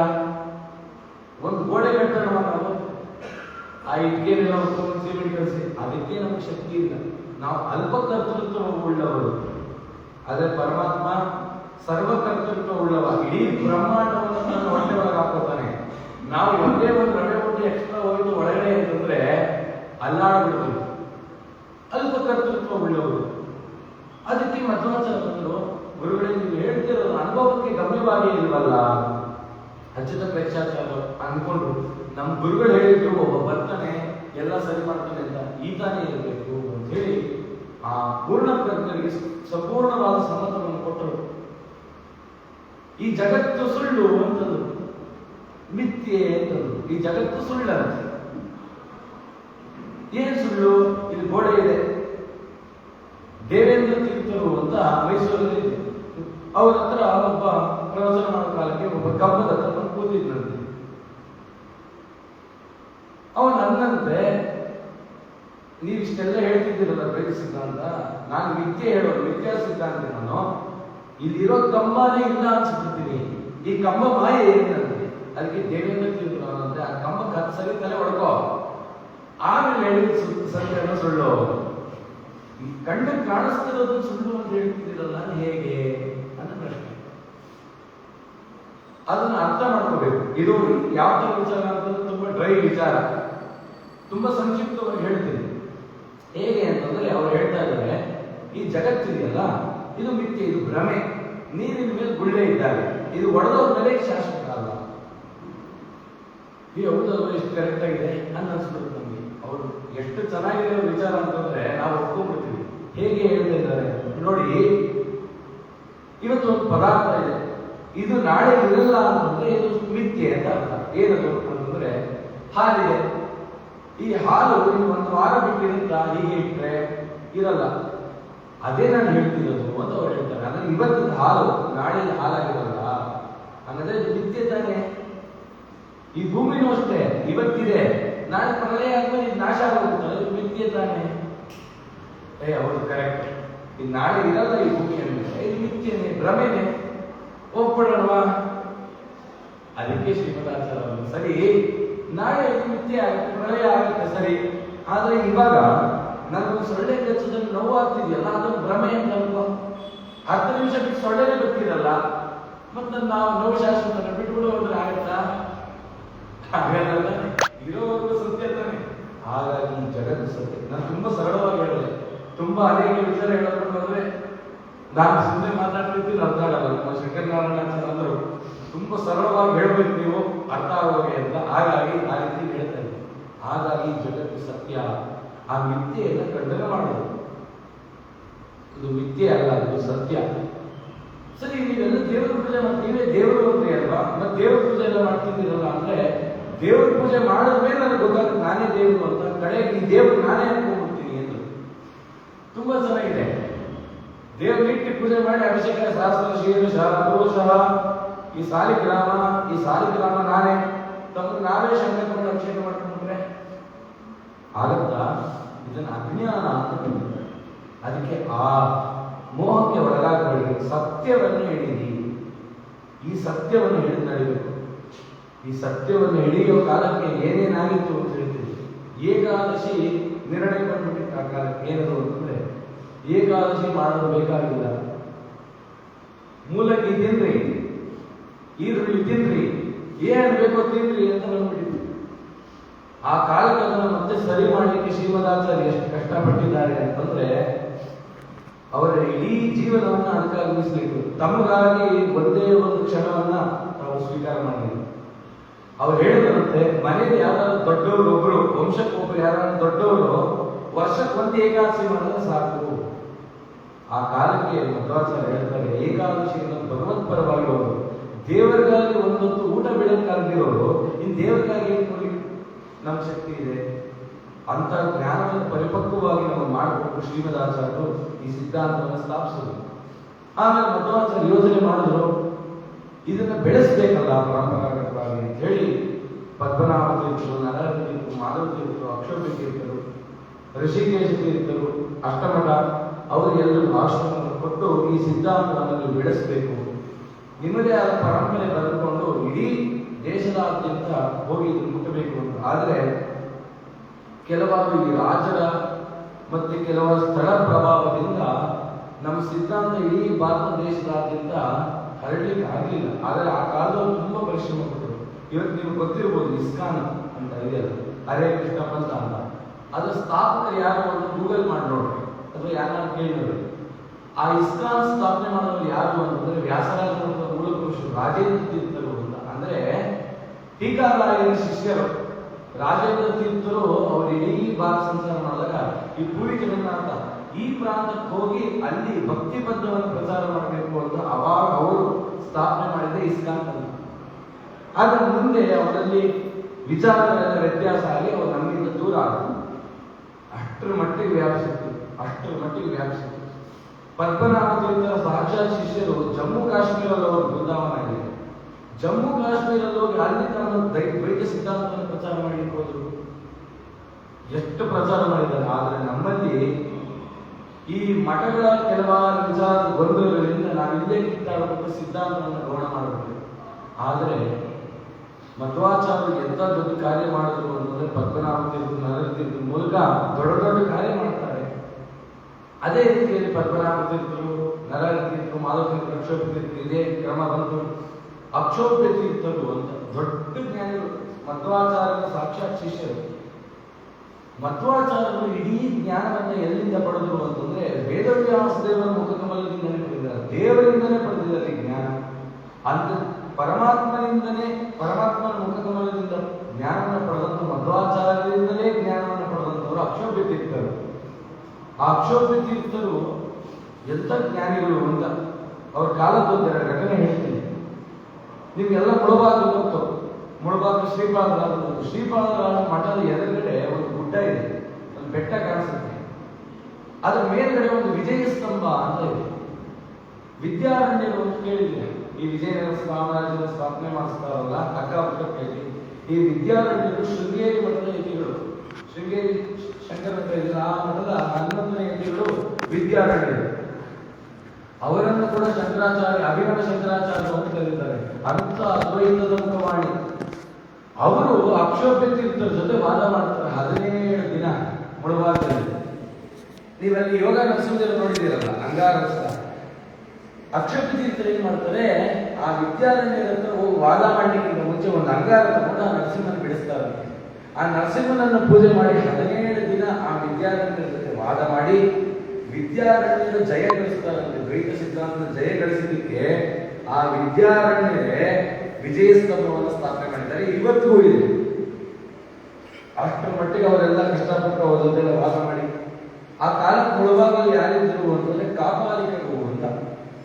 ಶ್ರೀಪಾದರಾಜ ಬೃಂದಾವನ ಇದೆಯಲ್ಲ, ಶ್ರೀಪಾದರಾಜ ಬೃಂದಾವನ ಕಂಬುಗಳನ್ನು ನೋಡ್ರಿ, ಅದರಲ್ಲಿ ಗಣಪತಿ, ಬಸವ, ಲಿಂಗ ಇವೇ ಇದೆ. ಅಲ್ಲಿ ಯಾರು ತುಂಬಿದ್ರು ಅಂತಂದ್ರೆ ಶೈವಾದ್ವೈತರು ಅಥವಾ ಕಾಪಾಲಿಕರು ಅಂತ. ಈ ಕಾಪಾಲಿಕರು ಯಾರು ಅಂತಂದ್ರೆ ಅದೊಂದು ಮತ, ಶಿವನೇ ಸರ್ವೋತ್ತಮ ಅನ್ನೋ ಮತ. ಈ ಭೂಮಿಲಿ ಇರೋ ತನಕ ನಾವು ಮನುಷ್ಯರು, ಶಿವ ಮುಂದೆ ನಾ ಸತ್ತಿದ ತಕ್ಷಣ ಶಿವ ಆಗ್ಬಿಡ್ತೀನಿ ಅನ್ನೋ ಮತ.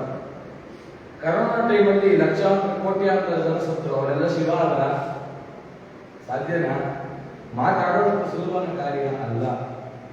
ಆ ಕಾಪಾಲಿಕರೇನು ಅಂತಂದ್ರೆ ಸೋಮವಾರ ಒಂದೇ ದಿನ ಊಟ ಮಾಡೋದು. ಅದು ಯಾವಾಗ ಅಂತಂದ್ರೆ ಸೂರ್ಯಾಸ್ತದ ಒಳಗಡೆ ಊಟ ಮಾಡೋದು. ಏನಪ್ಪ ಊಟ ಮಾಡೋದು ಅಂತಂದ್ರೆ ಮನುಷ್ಯನ ಮಾಂಸವನ್ನು ತಿನ್ನಬೇಕು. ಈ ಭಕ್ತ ಸಿರಿಯಾಳ ಒಂದು ಚಿತ್ರ ಬಂತಲ್ಲ, ಅದನ್ನ ನೀವು ನೋಡಬಹುದು. ಒಬ್ಬ ಬರ್ತಾನೆ, ಒಬ್ಬ ಮಗು ಸಿರಿಯಾಳ ಮಗು ಕೇಳ್ತಾನೆ. ಅವರೆಲ್ಲ ಆ ಮತ ಇವತ್ತು ನಾಶವಾಗುತ್ತಿದೆ.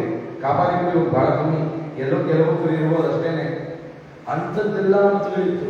ಅವರನ್ನೆಲ್ಲ ವಂದನೆ ಮಾಡಿ ಅಕ್ಷೋಭ್ಯ ತೀರ್ಥರು ಅನೇಕ ಭಾರತದಿಂದ ಸಂಚಾರ ಮಾಡ್ತಾರೆ.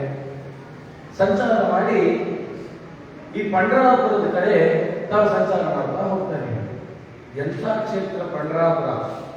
ಆ ಪಂಡರಾಪುರದ ಬಗ್ಗೆ ವರ್ಣನೆ ಮಾಡುವಾಗ ಹೇಳ್ತಾ ಇದ್ದಾರೆ, ಪಂಡರಾಪುರವನ್ನು ನೋಡಿ ದೇವರು ವೈಕುಂಠ ಸೃಷ್ಟಿ ಮಾಡಿದಂತ. ವೈಕುಂಠ ಇದ್ರೆ ಪಂಡರಾಪುರದಂತೆ ಇರಬೇಕು. ಏನದು ಅಂತಂದ್ರೆ, ಪಂಡರಾಪುರದಲ್ಲಿ ಹರಿಯುತ್ತಲ್ಲ ಚಂದ್ರಭಾಗ, ಅದು ನದಿ ಇರುವಂತೆ ಅಮೃತ ಅಂತೆ. ಅದರಲ್ಲಿರುವಂತ ಕಲ್ಲು, ಮುಳ್ಳು, ಮಣ್ಣು ಎಲ್ಲ ನವರತ್ನಗಳಂತೆ. ಅಲ್ಲಿ ಓಡಾಡತಕ್ಕಂಥ ದನದರುಗಳೆಲ್ಲ ಕಾಮಧೇನುಗಳಂತೆ. ಅಲ್ಲಿರೋ ಎಲ್ಲ ವೃಕ್ಷಗಳು ಕೂಡ ಕಲ್ಪ ವೃಕ್ಷಗಳಂತೆ. ಅಲ್ಲಿರೋ ಎಲ್ಲ ಜನರ ದೇವತೆಗಳಂತೆ. ಆ ವಿಠಲನನ್ನು ನಾದದಿಂದ ವರ್ಣಿಸ್ತಾ ಇದ್ದಾರಂತೆ. ಅಷ್ಟದ್ಭುತ ಅಂತ. ಒಬ್ಬ ಈ ರಾಜರಾಜೇಶ್ವರಿಯನ್ನು ಪೂಜೆ ಮಾಡ್ತಕ್ಕಂಥ ಒಬ್ಬ ಬಂದಂತೆ ರಾಜ ಅನ್ನಂತೆ, ರಾಜರಾಜೇಶ್ವರಿಗಿಂತ ದೇವತೆ ದೊಡ್ಡವಳು ಯಾರಿಲ್ಲ ಇಡೀ ಜಗತ್ತಲ್ಲಿ. ಒಬ್ಬ ಬ್ರಾಹ್ಮಣ ಅನ್ನಂತೆ, ನೀವು ರಾಜರಾಜೇಶ್ವರಿ ಹಾಕೊಂಡಿದ್ದಾರಲ್ಲ ಒಡವೆ, ಅಷ್ಟು ಒಡವೆ ಅಂದ್ರೆ ಲಕ್ಷ್ಮೀ ದೇವಿ ಹಾಕೊಂಡಿದ್ದಾರಲ್ಲ ಒಡವೆ, ಅಷ್ಟು ಒಡವೆಯನ್ನು ತಗೊಂಡು ಬಂದು ನಮ್ಮ ವಿಠಲನ ಮುಂದೆ ಇಟ್ಟರೆ ಆ ವಿಠಲನ ಕಿರುಬೆರಳೆಲ್ಲ ಆಗಿರ್ತಕ್ಕಂಥ ಉಂಗುರಕ್ಕೂ ಸಮ ಇಲ್ಲ ಅಂತವನ್ನ ನಿಮ್ ಬಿಟ್ಲ ಅಂತ ಕೇಳೋದು. ಹೌದು ಅನ್ನೋದು. ಎಲ್ಲಿ ನಡಿ ಹೋಗೋಣ ಪಂಡರಾಪುರಕ್ಕೆ ಎಂದು ಹೋದ್ರಂತೆ. ಆ ಬ್ರಾಹ್ಮಣ ಪಂಡರಾಪುರ ನೋಡಿದವನೇ ಎಲ್ಲ ವಿಠಲನ್ ನೋಡಿದವನೇ ನೋಡುತ್ತೆ. ವಿಠಲನ್ ಅದನ್ನೇ ಮಾಡಿದ್ದೇ. ಆಮೇಲೆ ಆ ರಾಜ ಬಂದಂತೆ ಆ ಪಂಡರಾಪುರದ ಚಂದ್ರಭಾಗ ನದಿ ನೀರು ಕುಡಿದಂತೆ ಕಣ್ಣು ಬಿಟ್ಟು ನೋಡ್ತಾನೆ. ಅಲ್ಲಿರೋ ಎಲ್ಲ ದನಕರಗಳು ಕೂಡ ಕಾಮಧೇನುಗಳಂತೆ, ಎಲ್ಲ ವೃಕ್ಷಗಳು ಕೂಡ ಕಲ್ಪ ವೃಕ್ಷಗಳಂತೆ. ಅಲ್ಲಿ ಇರ್ತಕ್ಕಂಥ ಎಲ್ಲ ಜನರು ಕೂಡ ದೇವತೆಗಳಂತೆ. ದೇವಸ್ಥಾನ ಈ ಪಂಡರಾಪುರನೇ ಇಷ್ಟು ಚೆನ್ನಾಗಿದೆ, ಈ ವಿಠಲ ಹೇಗಿದ್ದಾನೆ ಅಂತ ಯೋಚನೆ ಮಾಡೋದಂತೆ. ಒಳಗಡೆ ಹೋಗ್ತಾನೆ. ಇವನು ಲಕ್ಷ್ಮೀ ದೇವಿ ಪೂಜೆ ಮಾಡ್ತಿದ್ನಲ್ಲ ರಾಜರಾಜೇಶ್ವರಿ, ಆ ರಾಜರಾಜೇಶ್ವರಿ ಆ ವಿಠಲನ ಮಂದಿರದ ದೇವಸ್ಥಾನವನ್ನ ತನ್ನ ಕೂದಲಿಂದ ಕಸಗೊಳಿಸ್ತಾ ಇದ್ದಂತೆ. ಅವನು ಅನ್ಕೊಂಡಂತೆ ಆ ವಿಠಲನ ವೈಭವದ ಮುಂದೆ ಲಕ್ಷ್ಮೀ ದೇವಿ ವೈಭವವು ಏನಿದೆ. ಯಾಕೆ? ಲಕ್ಷ್ಮೀ ದೇವಿ ಆ ಪರಮಾತ್ಮನ ಚರಣ ದಾಸಿ ಅಂತ ಸ್ವಾಮಿ ನಮ್ಮ ವಿಠಲ ಅಂತ ಒಳಗಡೆ ಹೋಗ್ತಾನೆ. ಆ ವಿಠಲನ ನಮಸ್ಕಾರ ಮಾಡಿ, ಜಗತ್ತಲ್ಲಿದ್ರೆ ಸರ್ವೋತ್ತಮ ಯಾರು? ಶ್ರೀಹರಿ ಒಬ್ಬನೇ ಸರ್ವೋತ್ತಮ ಅಂತ ಹೇಳ್ತಾನೆ. ಅಂತ ಪಂಡರಾಪುರದ ಹತ್ರ ಅಲ್ಲಿಂದ 13 ಕಿಲೋಮೀಟರ್ ಮಂಗಳವೇಡಿ ಅಂತ ಊರು. ಯಾರ ಗ್ರಂಥಗಳನ್ನ ಮಂಗಳ ಮಾಡಿದ್ರೆ ಪಂಡಿತ ಅನಿಸ್ಬಿಟ್ಟಾರೋ ಅಂತ ದೊಡ್ಡ ಯತಿಗಳು ಅವತಾರ ಮಾಡಿದ್ರೆ ಆ ಮಂಗಳವೇಡಿಯಲ್ಲಿ, ಆ ಮಂಗಳವೇಡಿಯಲ್ಲಿ ಅವತಾರ ಮಾಡುವಂತವರು ನಮ್ಮ ಟೀಕಾರಾಯ. ಆ ಪ್ರಾಂತಕ್ಕೆ ಬಂದಿದ್ದಾರೆ. ಬಂದ ಕಾಲಕ್ಕೆ ಅಕ್ಷೋಭ್ಯ ತೀರ್ಥರು ಆ ಮಹಾನದಿಯಿಂದ ಮಹಾಪುರಿ ಅಂತ ಅಲ್ಲಿ ಬಂದಿದ್ದಾರೆ. ಇಬ್ರು ಬ್ರಾಹ್ಮಣರು ಬರ್ತಾರಂತೆ. ಅಕ್ಷೋಭ್ಯ ತೀರ್ಥರನ್ನ ನೋಡ್ತಾರೆ. ಅಕ್ಷೋಭ್ಯ ತೀರ್ಥ ಹೇಗಿತ್ತು ಅಂತಂದ್ರೆ, ಒಂದು ದಂಡಕ್ಕೆ ಹಾವು, ಬಂಗಾರ ಹಾವು ಸುತ್ತಕೊಂಡಿದ್ರೆ ಹೇಗಿತ್ತು ಅಂಥ ಒಂದು ವೈಭವ ಅಂತೆ. ಅವರ ಮುಖದಲ್ಲಿ ಅಂಥ ತೇಜಸ್ಸಂತೆ. ಆದ್ರೆ ಆ ಇಬ್ಬರಿಗೆ ಏನಾಗಿತ್ತು? ಒಂದು ಪಾಪಕರ್ಮ ಅಂತಂದ್ರೆ ಅವರು ಬ್ರಹ್ಮಹತ್ಯೆ ದೋಷ ಬಂದಿದ್ದಾರೆ. ಬ್ರಹ್ಮಹತ್ಯೆ ದೋಷ ಬಂದ್ಬಿಟ್ಟು ಅವರಿಬ್ಬರಿಗೆ ಬಹಳ ದುಃಖ ಆಯಿತು. ಅಕ್ಷೋಭ್ಯ ತೀರ್ಥರನ್ನು ನೋಡಿದ್ರು. ಅಕ್ಷೋಭ್ಯ ತೀರ್ಥ ಹೆಜ್ಜೆ ಇಟ್ಕೊಂಡು ಹೋಗ್ತಿದ್ರು ನದಿ ತೀರದಲ್ಲಿ. ಅಕ್ಷೋಭ್ಯ ತೀರ್ಥರಿಗೆ ಹೆಜ್ಜೆ ಆ ಮಣ್ಣನ್ನು ತಗೊಂಡು ತಮ್ಮ ಹಣೆ ಹಚ್ಕೊಂಡ್ರಂತೆ. ಆ ನೀರನ್ನ ಅಕ್ಷೋಭ್ಯ ತೀರ್ಥ ಕಾಲಿಸೋದಂತ ನೀರನ್ನ ಅವ್ರು ಪಾನ ಮಾಡೋದಂತೆ. ಅಕ್ಷೋಭ್ಯ ತೀರ್ಥರು ಧ್ಯಾನ ಮಾಡ್ತಿರುವಾಗ ಅವರಿಬ್ಬರು ಬಂದಂತೆ. ಬಂದು ನಮಸ್ಕಾರ ಮಾಡೋದಂತೆ. ಗುರುಗಳೇ, ನಿಮ್ಮ ಪಾದಕ್ಕೆ ಸೋದಂತ ಮಣ್ಣನ್ನ ಹಚ್ಕೊಂಡಿದ್ದು ಪುಣ್ಯಕ್ಕೆ ನಿಮ್ ಜೊತೆ ಮಾತಾಡುವಂತ ಯೋಗ್ಯತೆ ಬಂದಿದೆ ಅಷ್ಟೇ ಹೊರತು ನಿಮ್ಮಂತ ಜ್ಞಾನಿಗಳ ಮುಂದೆ ನಿಲ್ಲಿಕ್ಕೂ ಯೋಗ್ಯತೆ ಇಲ್ಲ ನಮಗೆ. ನೀವು ನಮ್ಗೆ ಅನುಗ್ರಹ ಮಾಡಬೇಕು. ಏನಪ್ಪ ಅನುಗ್ರಹ? ಯಾವಾಗ ಅಕ್ಷೋಭ್ಯ ತೀರ್ಥರು ಹೇಳಿದ್ರು ತಕ್ಷಣದಲ್ಲೇ ಅಕ್ಷೋಭ್ಯ ತೀರ್ಥರು ಅನಿಸ್ತಂತೆ ಇವ್ರು ಪ್ರಾಯಶ್ಚಿತ್ತ ಮಾಡಿಕೊಂಡಿದ್ದಾರೆ. ಪ್ರಾಯಶ್ಚಿತ್ತಕ್ಕಿಂತ ದೊಡ್ಡದು ಯಾವುದೂ ಇಲ್ಲ ಅನಿಸುತ್ತೆ. ಯಾಕೆಂದ್ರೆ ಅವ್ರ ಪಾಪಕ್ಕೆ ಕಾಡ್ತಿದೆ, ಹಾಗಾಗಿ ಅವ್ರ ಪಾಪ ನಿವಾರಣೆ ಆಗಿದೆ ಅಂತ ಅವರಿಬ್ಬರು ಮತ್ತೆ ಕರೆದು ಅಕ್ಷೋಭ್ಯ ತೀರ್ಥರಲ್ಲಿ ಇದ್ದಂತ ಸಂಪೂರ್ಣವಾದ ಮಂತ್ರ ಸಿದ್ಧಿಯನ್ನ ಘೋಷಣೆ ಮಾಡಿದ್ರಂತೆ. ಅಂದ್ರಂತೆ ಅಕ್ಷೋಭ್ಯ ನಿವಾರಣೆ ಆಗಿದೆ. ಆದ್ರೆ ಇಡೀ ಊರಿನ ಜನ ಅಂದ್ರಂತೆ ಅದು ಹೇಗೆ ಸಂಕೋಚಕ ಘೋಷಣೆ ಮಾಡಿಬಿಟ್ಟು ಬ್ರಹ್ಮಹತ್ಯೆ ಹೋಗುತ್ತೆ, ಹೋಗಿಲ್ಲ. ಅವನ ಜೊತೆ ಫೋಟೋ ತೆಗೆಸ್ಕೊತಾರೆ ಇಂಥ ಪರಿಸ್ಥಿತಿ. ಆಗ ಅಕ್ಷೋಭ್ಯ ತೀರ್ಥ ಹೇಳ್ತಾರೆ, ಇಲ್ಲ ಈ ಪಾಪ ಹೋಗಿದೆ. ಆ ರೀತಿಯಲ್ಲಿ ಆ ಅಕ್ಷೋಭ್ಯ ತೀರ್ಥ ಅವರು ಬ್ರಹ್ಮಹತ್ಯೆಯನ್ನು ಬೆಳೀತಾರೆ, ಅವರನ್ನು ಉದ್ಧಾರ ಮಾಡ್ತಾರೆ. ಆ ಅಕ್ಷೋಭಿತಿಗೆ ಸ್ವಪ್ನ ಆಯಿತು. ವಿಠ್ಠಲ ದೇವರೇ ಸ್ವಪ್ನದಲ್ಲಿ ಬಂದು ಅಂದ, ನನ್ನ ಮಗ ಒಬ್ಬ ಇದ್ದಾನೆ ನನ್ನ ಮಡಲಿನಲ್ಲೇನೆ ಮಂಗಳವೇಡಿಯಲ್ಲಿ, ಅವನಾಗೆ ಅವನು ಹುಡ್ಕೊಂಡ್ ಬರ್ತಾನೆ. ಹೇಗೆ ಬರ್ತಾನೆ ಅಂತಂದ್ರೆ ಪಶುವಿನಂತೆ ಬರ್ತಾನೆ, ಕುದುರೆ ಮೇಲೆ ಬರ್ತಾನೆ. ಕುದುರೆ ಹೇಗೆ ನೀರು ಕುಡಿಯುತ್ತೆ? ಕೈಯಿಂದ ಎತ್ಕೊಂಡು ಕುಡಿಯುತ್ತೆ, ಬಗ್ಸದೇ ಇಲ್ಲ, ಬಾಯಿ ಹಾಕ್ಬಿಡುತ್ತೆ ನೀರಿಗೆ. ಮನುಷ್ಯನಾಗಿದ್ರು ಕೂಡ ಅವನ ಪೂರ್ವ ಜನ್ಮ ಸಂಸ್ಕಾರ ಏನು ಅಂತಂದ್ರೆ ಪಶುವಾಗಿದ್ದ, ಹಾಗೆ ಬಾಯಿ ಹಾಕ್ತಾನೆ. ಆ ಪಶು ಯಾರು ಅಂತಂದ್ರೆ ಮಧ್ವಾಚಾರ್ಯ ಕಾಲದಲ್ಲಿ ಮಧ್ವಾಚಾರ್ಯರು ಬರೆದಿದ್ದಂತ ಸರ್ವಮೂಲ ಗ್ರಂಥಗಳನ್ನು ಒಂದು ಎತ್ತ ಮೇಲೆ ಹಾಕಿ ಕೇಳ್ಕೊಂಡು ಬರ್ತಾ ಇದ್ರು. ಮಧ್ವಾಚಾರ್ಯ ಯಾರು ಕೇಳಿದ್ರು, ಸ್ವಾಮಿ ಇಷ್ಟೊಂದು ಗ್ರಂಥ ಬರೆದಿದ್ದೀರಾ, ಇದನ್ನ ಯಾರು ವಿವರಣೆ ಮಾಡ್ತಾರೆ ಅಂದ್ರೆ ಈ ಎತ್ತು ಮಾಡುತ್ತೆ ಅಂತ ಮಧ್ವಾಚಾರ್ಯ. ಅದೇ ಎತ್ತೆ ಬೀಗಾರಾಯರಾಗಿ ಅವತಾರ ಮಾಡಿದ್ದಾರೆ. ಹಾಗಾಗಿ ಅವರು ಬರ್ತಾನೆ, ಅವರು ಈ ಜಾಗದಲ್ಲಿ ಅವತಾರ ಮಾಡ್ತಾರೆ. ಅವರು ಅವತಾರ ಮಾಡಿ ಎಲ್ಲರನ್ನೂ ಉದ್ಧಾರ ಮಾಡ್ತಾರೆ. ಅಲ್ಲಿ ಅವತಾರ ಮಾಡ್ತಾರೆ, ಅವರಿಗೆ ಆಶ್ರಮ ಕೊಟ್ಟು ಅವರನ್ನೇ ಉತ್ತರಾಧಿಕಾರಿಯಾಗಿ ಮಾಡ್ಕೋಬೇಕು ಅನ್ನೋ ವಿಚಾರದ ಸ್ವಪ್ನ ಸೂಚನೆಯನ್ನ ಅಕ್ಷೋಭ್ಯತೀರ್ಥರು ಅಲ್ಲೇ ಕಾಯ್ತಾ ಇದ್ದಾರೆ. ಆ ನದಿ ತೀರದಲ್ಲಿ ಕಾಯ್ತಾ ಇದ್ದಾರೆ. ಇನ್ನು ಆ ಜಯತೀರ್ಥರ ಅವತಾರ ಆಗಬೇಕು, ಅವರ ವಂಶ ಏನು ಎತ್ತ ಎಲ್ಲವನ್ನ ಅಕ್ಷೋಭ್ಯತೀರ್ಥರು ಕಾಯ್ತಾ ಇದ್ದಾರೆ. ಅದನ್ನು ನಾಳೆ ನೋಡೋಣ ಅಂತ ಹೇಳ್ತಾ ಶ್ರೀಕೃಷ್ಣ ಮತ್ತು ಮಧುರೇಶ